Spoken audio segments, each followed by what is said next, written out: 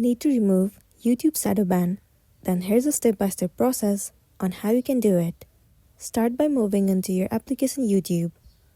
Make sure that you are using the updated version.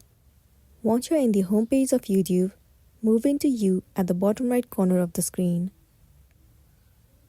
Click on this gear icon at the top right corner. Scroll all the way down and then click on Help.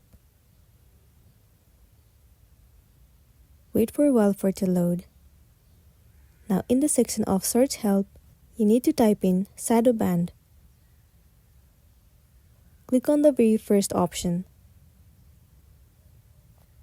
So in this page, they will guide you with the step-by-step process on how you can fix it. If your account was shadow banned due to the content that you have posted, then you need to follow this process. Or if you have done any other violation, then you have to follow this process. Go to your dashboard in YouTube Studio, select the channel violation card, and then select Appeal. Once you have written the appeal, tap on Submit. After that, you might be good to go. So that's the wrap for this video. If it helped you, give it a like and check out our next tutorial. Thank you.